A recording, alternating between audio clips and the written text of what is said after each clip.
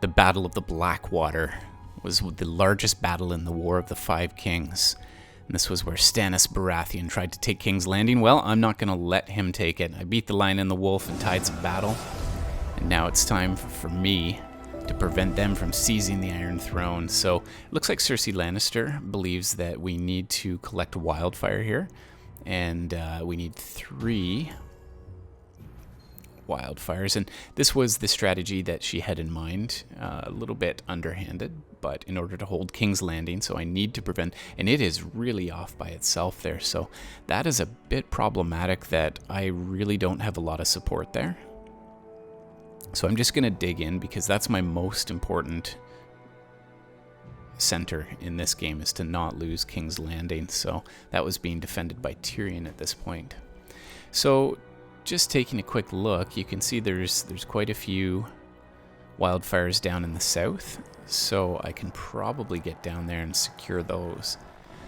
But I'm going to need to expand my territory. So Stannis Baratheon down in the southeast corner, down there, he was the one who was attempting to take King's Landing and to take the Iron Throne from King Joffrey Baratheon. And when he took the throne, Stannis realized that he didn't have enough manpower to take King's Landing, so that was when he conscripted Melisandre, the Red Priestess from Ashai, and then he had Renly assassinated. So he got a lot of loyalty from the lords that were sworn to him then, but he did not get the loyalty of House Tyrell, and so they're not really working together here, and I'm going to use that to my advantage in this game because I'd really need to whittle down those troops in the south. So I love the idea of expanding, growing my supply lines, and digging in, letting them bounce off each other, kill each other off, and then trying to sneak in and get that Wildfire when they're a little weakened. This challenge, now the last challenge, I was able to beat it in 15 minutes and in the 3rd turn. This one I also have to beat it in 8 turns, but I don't see that happening in turn 3. If there is someone out there who is masterful, by all means. Oh, wow, okay. So I'm going all in. This could be wasted. Oh no, he gets the tiebreaker. Okay, so I've lost my fleet right off the hop. That's not a promising start. It wasn't integral to the plan, I was thinking. I mean, I could have skipped down and maybe stolen a Wildfire out from under them with that convoy. But here's a battle I can definitely win, so this is a great chance for me to get rid of my Cersei Lannister since she's only a 0.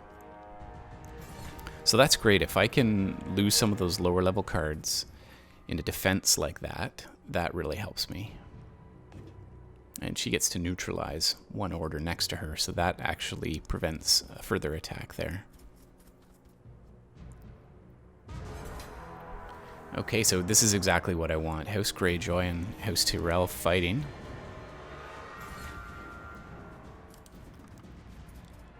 So all this while, Tyrion was making preparations to withstand the siege, so I'm doing the very same thing, just digging in and waiting till I can get some power there.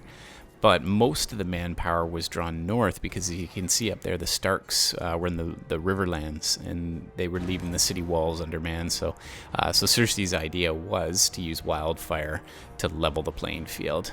And Wildfire is a really destructive substance that she was able to then make en masse that Tyrion would later use in this battle. So another battle here that works well for me. Martell and Tyrell going at it.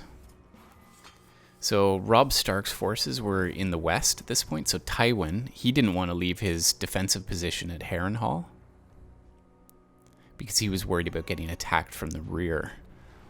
But then Robb launched an invasion of the Westerlands instead, which was drawing close to Casterly Rock. And then that's when Tywin decided to move his army. So then, I mean, there's so many complicated battles going on here, but we had Littlefinger negotiating an alliance with House Lannister and Tyrell at this point. So here's a little battle, Greyjoy and Lannister. Let's get Jaime in there because I want to thin these troops out. Oh boy, I really need the tiebreaker here. No, just not going my way right off the hop. I didn't die though, so it could have been worse. But that's going to slow things down.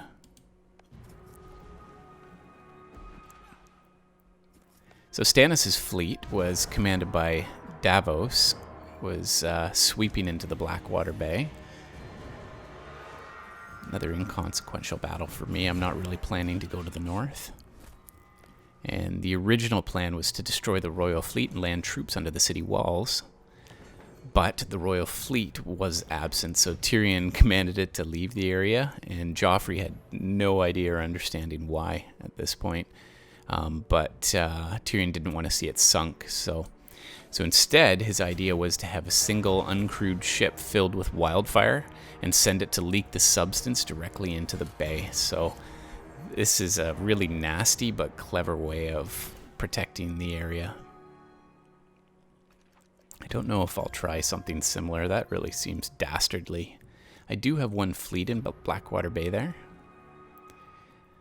Now this could be a good chance to muster some troops in King's Landing so that I can really defend it and also have the option of moving troops out of there. Or I could let, you know what, there's just too many troops around me, so if I can actually put up a stalwart defense and wipe out some of those troops, then I might have a little bit of breathing room, so that might be the way I go here. But yes, the Blackwater Bay battle, it was Commander Bronn of the King's Landing City Watch that ignited the wildfires. He had a flaming arrow, and that resulted in a tremendous explosion that obliterated all the leading elements of Stannis' fleets, including Davos' flagship. And that shot Davos overboard into the bay and killed his son Mathos in the process. So it was very effective. The explosion sank a lot of Stannis' ships, but it wasn't enough to stop him from landing in significant numbers on the flanks of the Blackwater Rush. That was just below the city. His troops were under really heavy fire, arrow fire, and Stannis was actually there leading the assault on the city walls, and he managed to lead a small detachment onto the battlements. And the Hound was leading a sally forth there, but that faltered because of his fear of fires, as you'll recall. Alright, so it's time to push forward here. Of course, I'm going to keep Harrenhal. Unlike Tywin, I am not afraid to relinquish that position. It's a 1-1 battle. You know what? The Hound, ironically, has fire on his card. He's so afraid of it. Okay, so that's not great, but I do get bonus there. So yeah, you know what? I am getting absolutely slaughtered so far, but never fear. I'm not going to waste your time. I won't make you watch all of this video if I'm not going to defeat them. So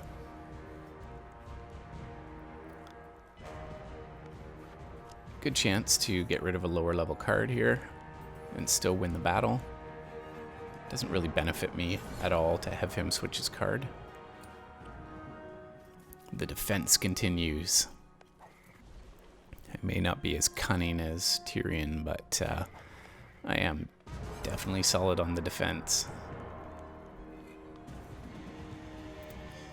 So Cersei, at that point, gathered up all the women and children of the keep, and she brought them to Maegor's Holdfast. And that was also with Sansa there, where she intended the royal executioner Ilan Payne to kill her and all the others, rather than let Stannis' force capture and do nasty things with them. So she recalled Joffrey from the battlefield at that point, and there was less morale lost amongst the King's Landing defenders then. But as ever, Tyrion rallied them, led a counterattack against the battering ram to smash the Mudgate. And then there was a late arriving force of Stannis' troop attacking the sortie force, and in the confusion, Sir Mandon turned on Tyrion, of course. What else would happen? And struck him down with a blow to the face, but Moore was slain by Podrick Payne, who was, of course, Tyrion's squire. Okay, another definite win for me there. There's no Tides of Battle cards in this, which means cards that are out are the ones that you're dealing with, so he's not coming into Lannisport anytime soon.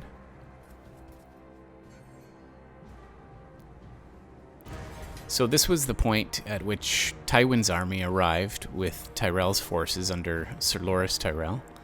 And Loras was wearing the armor and crown of the late Renly to sow confusion and discord among Stannis' men, who of course thought he was dead. And the Tyrell and Lannister cavalry smashed Stannis' forces and routed them, although quite a few retreated in good order to their landing vessels, and then Stannis was dragged reluctantly from the battlefield by his loyal retainers. So that's, in essence, a summary of the Battle of Blackwater. And that actually cemented the alliance between House Lannister and House Tyrell. And all the overwhelming bulk of the armies of the southern Westeros were under the banner then of King Joffrey. And so now they had a massive army combined, outstripping the armies of House Stark in size and making the Lannister-Tyrell faction the largest and most powerful in the war. So this battle, you could argue, was probably the most important battle in a Game of Thrones, especially if you're looking from the Lannister perspective.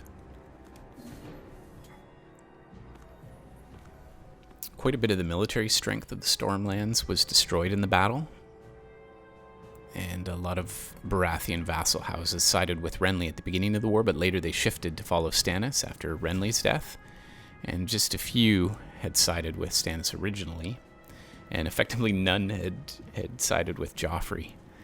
But their armies were destroyed, and they couldn't offer any resistance with the Lannister-Tyrell combined armies overrunning the Stormlands. So Stannis himself was safe from the immediate assault because of the island location of Dragonstone.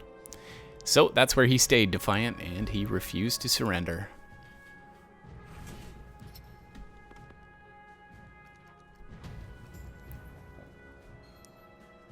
Okay, so I haven't really been very successful here at expanding yet.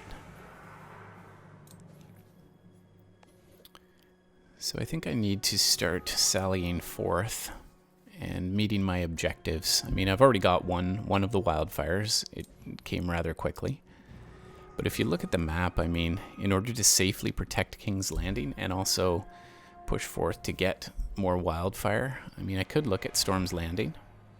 If I could generate enough power down here to bust in, I mean, if I built a siege engine, that might let me break in there. Really, I've wasted probably one turn because I lost essentially 3 battles there, so I probably, whatever I do end up winning this with, I probably could have done it a little bit quicker, if not for those mistakes. But it's also hard to predict in this game, because if I had used my bigger cards first, maybe I would have lost other battles next, and then I could have lost King's Landing and completely lost the game. So perhaps playing it safely like this when there were lower stakes in the battles was better to hope for a luck draw, which I lost in the fiefdom, but it might actually be worth trying to win those fiefdom draws by bidding a little more heavily on the tiebreakers, getting a little more influence and rising up the ranks.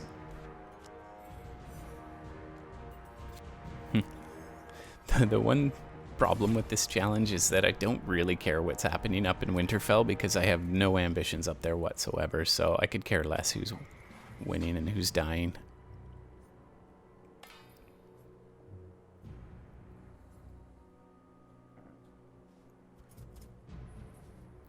Okay, I'll just get down into Harrenhal so I can get a little more in a position. I mean, the Eyrie might be within reach.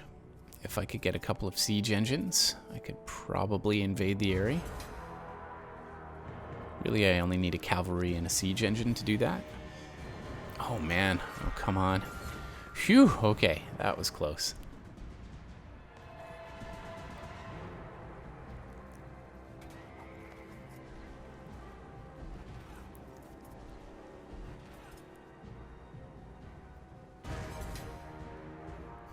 Baratheon and Stark and Crackclaw. This is fine. They can weaken each other. Burn up their good cards.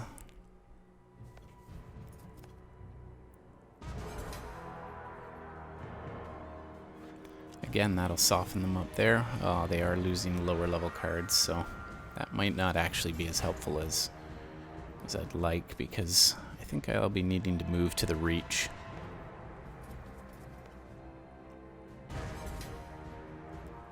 A lot of these little skirmishes, but somebody's gonna die here. Perfect. One less troop to contend with. And that gives me lots of options. How strong am I? Can I take Kingswood out? I'm at a disadvantage. But he only has a maximum of 2. So 4 is his high score. This is a bit of a risk. But if I can win this... Yes, okay. He played the wrong card. So that was pretty helpful. Sitting pretty decently on influence, way more than anybody else. I've got as many castles as anyone. House Martell is doing okay on the castle front. If you're interested at all, Stannis' fleet had about 200 ships, with 30 cell sails, commanded by Salador San in the battle. And it outnumbered the royal fleet by 10 to 1. So the royal fleet in Blackwater Bay consisted of just 20 ships. So that was why the idea of the Wildfire was so critical, because they were so outnumbered. And then we ended up with just the one ship filled with Wildfire leaking into the bay, taking part in the battle, and the other 19 were sent out of the area on Tyrion's order. So very thoughtful of Tyrion. What a nice guy.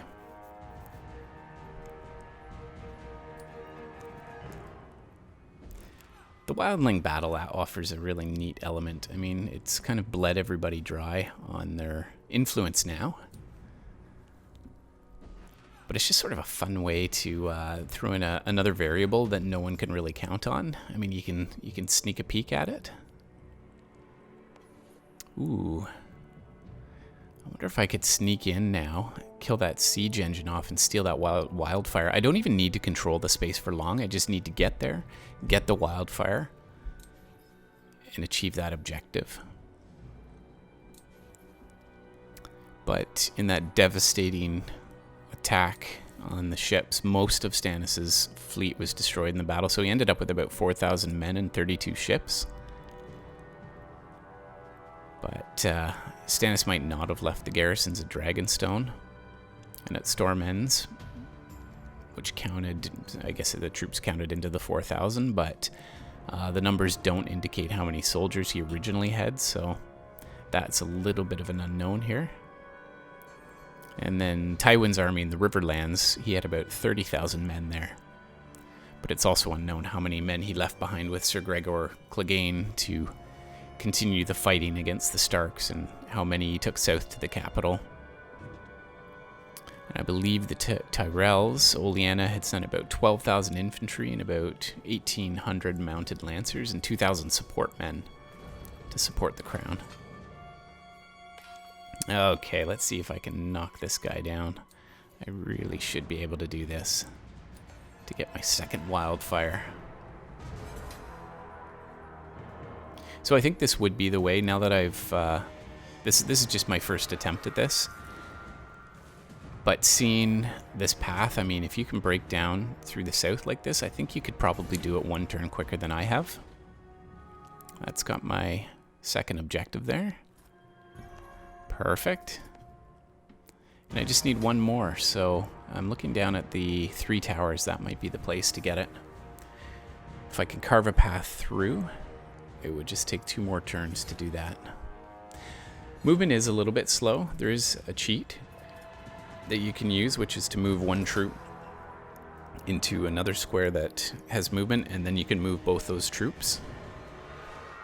So that is an option. Yeah, this is a great place to dump that card. Still close, but I've got the win, and I get to kill one of his orders.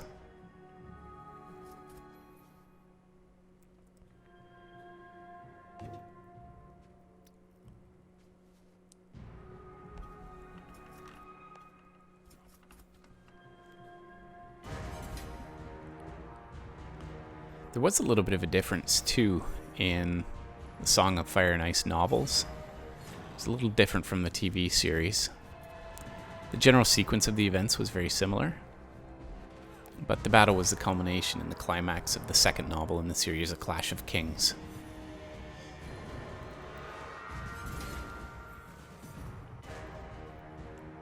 I don't think the differences are really that significant that we need to go into them, but Brienne of Tarth is such a fun character. She's great. I really do like this map where you can get a sense of what's going on at a glimpse. But then when you play, you get the nicer looking map. This is a really nice touch.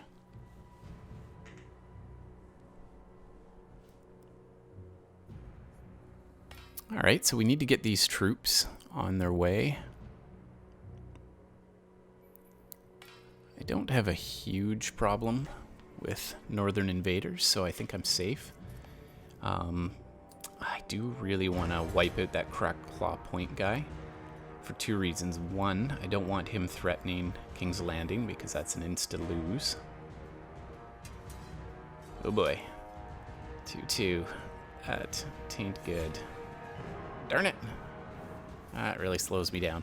But the other option is that the Eyrie's right there. So if I can get a build and get to the Eyrie, or the Eyrie, that might seal the deal too. So I'm going to leave myself open to two options to solving this. Wow, okay. This Lannister is really down to not a great option left in battle, so I might want to have somebody attack one of my larger forces.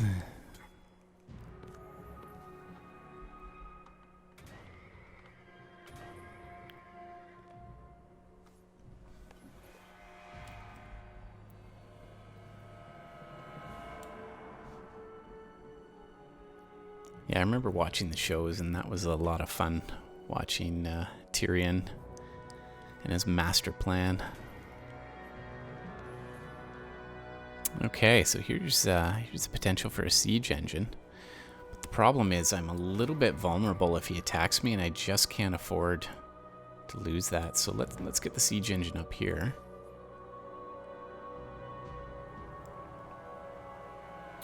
Toss up. I lost my ship originally, so I could try to rebuild, but I think that's going to take too long. So let's just get the knight going, and I might be able to send him down and harass the Reach.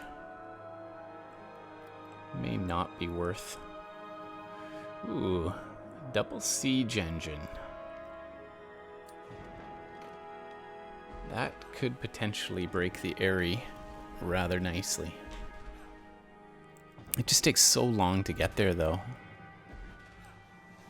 3 turns at least, which is my 8th turn, so that is potentially problematic.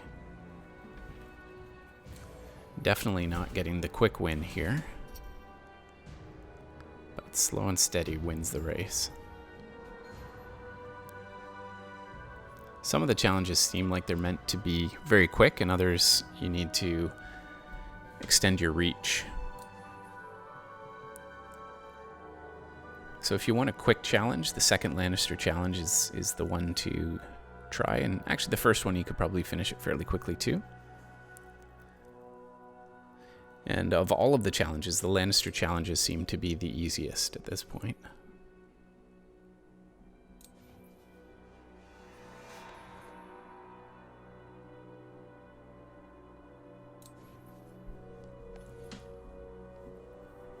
Alright, a lot of these maneuvers aren't particularly useful to me. All of the influence building is locked out, but I do have 9, so I'm fine for influence. I should maybe start using that to my advantage when I want to power ahead here.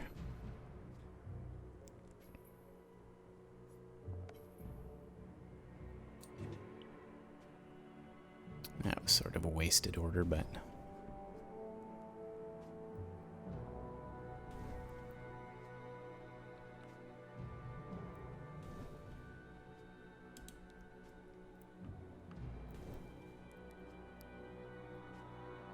Yeah, there's something really slimy about playing as the Lannister family. At some point, all of them are really quite nasty. But I don't know why I really like them still. They're fun. I think the redemption story of Jaime Lannister is a lot of fun too.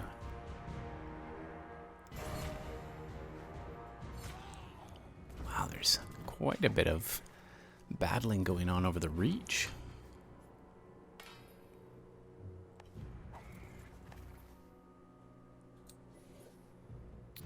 I am getting awfully close to the Ironwood Wildfire, so it would take quite a coup de grace to win this, though.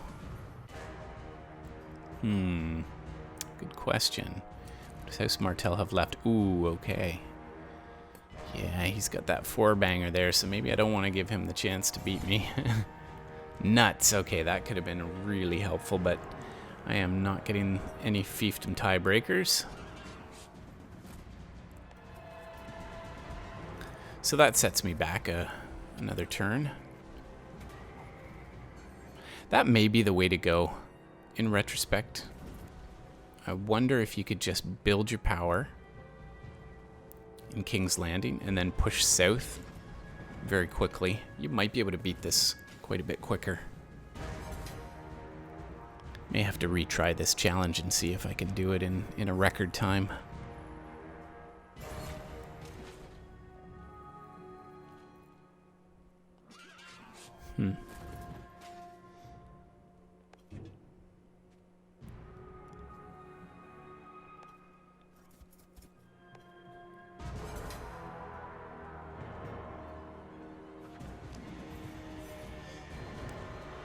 Cards are nice too because they all have those little added bonuses. So even if the numbers are lower, sometimes the powers are enough that it makes up for the weaker card.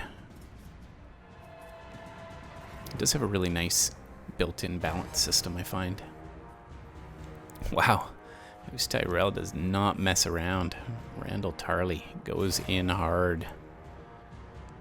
Not so lucky for Dagmar.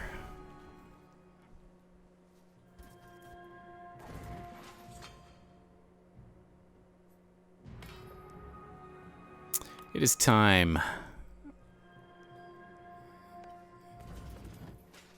Okay, I need to stop messing around. Time to dominate House Baratheon. Enough with this war. Ooh, what to pick? You know what? I really want to wipe those guys out. They're just a thorn in my side, so Sir Gregor, you are gonna crush Melisandre's soul.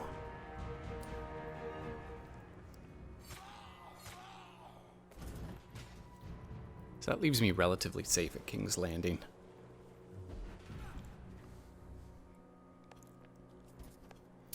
This is probably one of my mistakes, is just trying for the south, trying a little bit for the north, and just spreading a little too thin. I think I need to focus a little more if I want to really win this challenge quickly.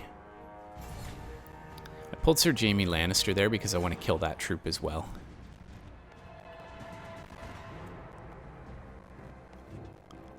Just cleans the field up nicely, so you can see I've got a bit of an empty swath there that I can push through. Just getting the movement. There is very little movement opportunity here. Oh, he's retreating from the mountains. Okay. So that leaves me a potential opening.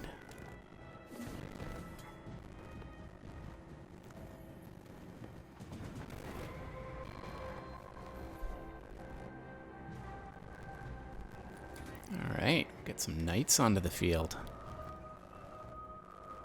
Oh, that's brilliant. Okay, so that upgrades me to what I need to break into the area then. Might as well reinforce all of my lines.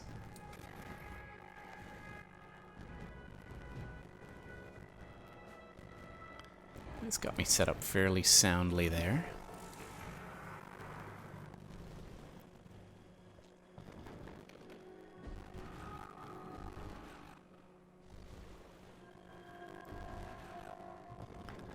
Lots of troops going down, but none that are really in a place that harm me too much.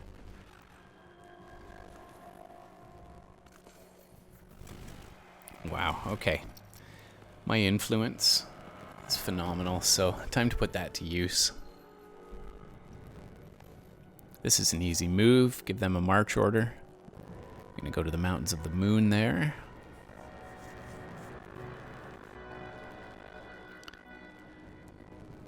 King's Landing just needs to hold. It's such a long slog all the way down there, so I think my hopes of going south... Can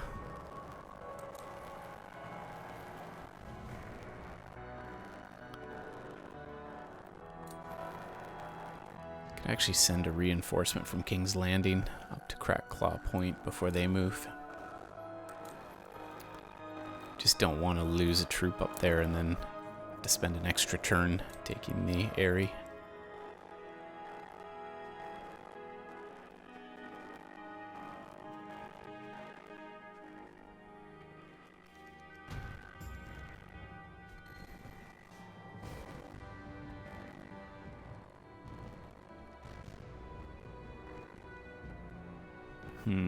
Turn 6.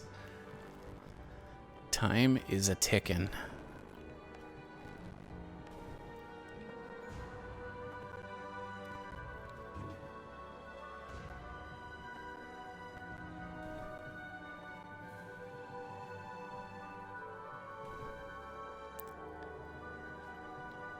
But really a lot of this battling is just killing time until I can get my troops into the area, so...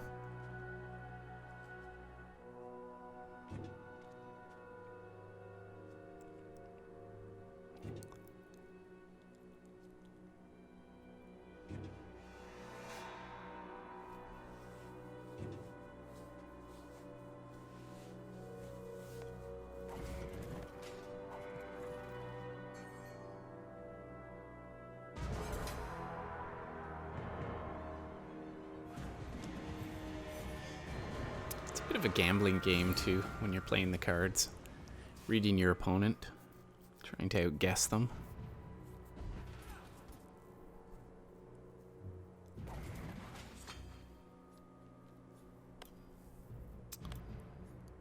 All right, one step closer.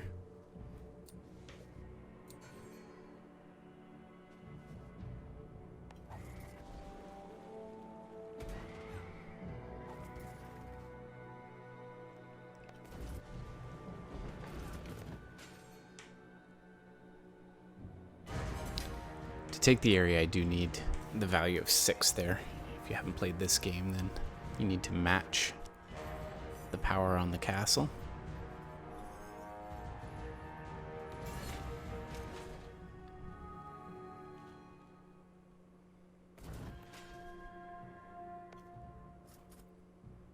I really like with this app, though, that they've designed these challenges, and there's enough of them, too, that if you're playing the game solo, you can work through them all.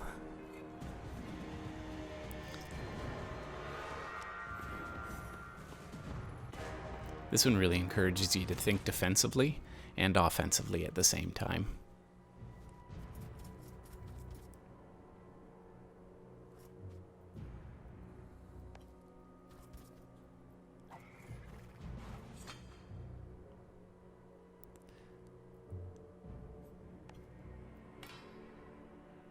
All right, good defense can come from a good offense, so let's get rid of this threat.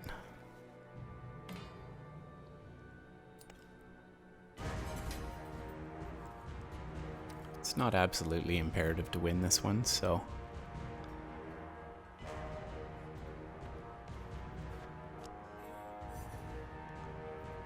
yeah, just burn his big card, lose my low card, and there's nothing lost there.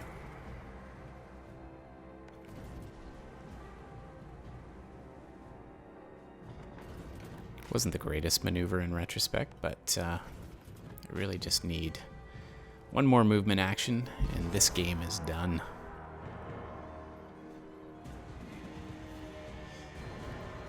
Oh, House Stark. It's making a showing of it. Huh. I am not attacking, but this battle isn't that important to me, so I'm going to actually concede that area because I need to keep some cards in reserve just to make sure that the Mountains of the Moon can win the area.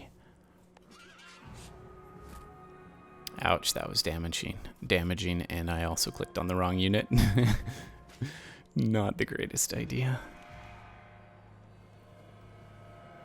Yeah, so this maybe wasn't the ideal playthrough, but there's lots of ideas I can implement in my second game to get a lot more efficiencies. Hopefully you're learning from my mistakes too. Feel free in the comments to add any thoughts you have anywhere. I don't mind at all if you put in comments of how I might have beaten this quicker, what improvements I might have made, obvious mistakes I'm making, because there's quite a few of them. I think I probably could have beaten this in probably 5 turns. Maybe 4. I doubt that anyone could beat it in 3, but now that I say it, it makes me want to try it.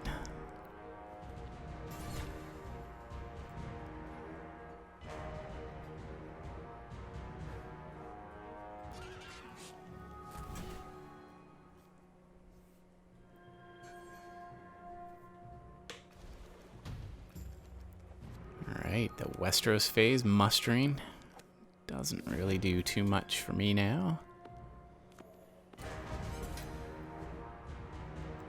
Wow, this is a full wildling attack. I don't want any nasty surprises, so I'm going to bid very high. Oh, what a waste. Nothing happened, and I spent 5 influence on it. That is really unfortunate.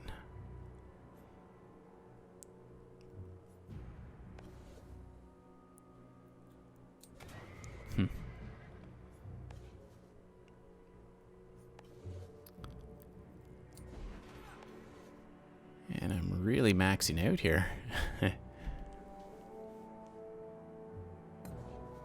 Need to keep a little defense there, and the siege engine is useless on defense, so much as it sucks to keep a footman, that is what I need just to hold Harrenhal.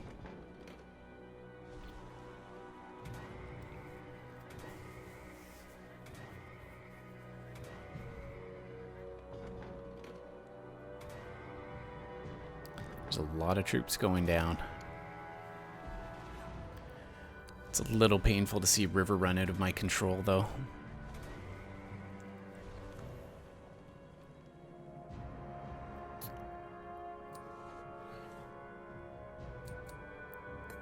Yes, okay.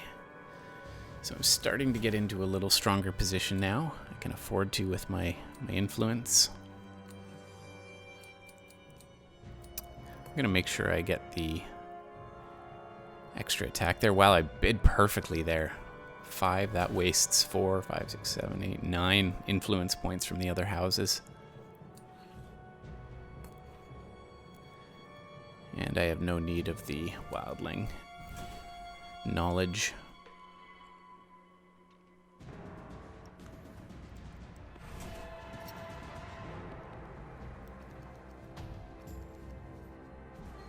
All right, it is time to march on the area.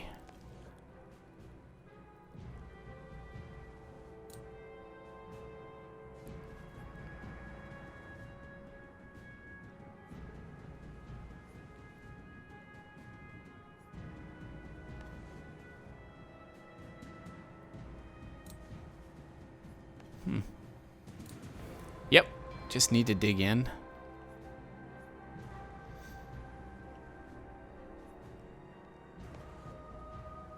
I actually wonder if it would be worth just giving up River Run right from the outset, sending all your troops straight to the area, and just pushing it really early and fast.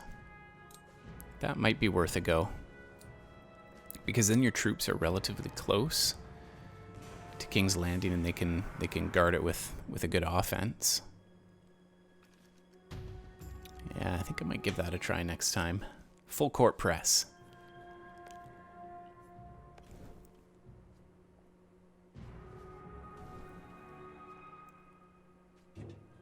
This is one of the downsides of the challenges, is that you're so focused just on accomplishing the challenge that you don't really need to keep all the peripherals going.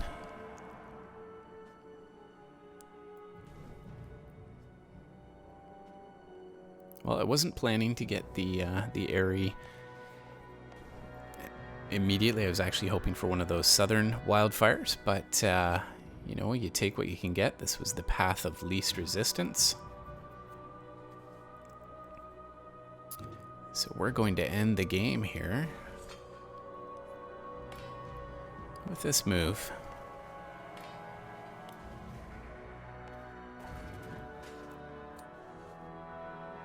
Sure, why not spend the influence?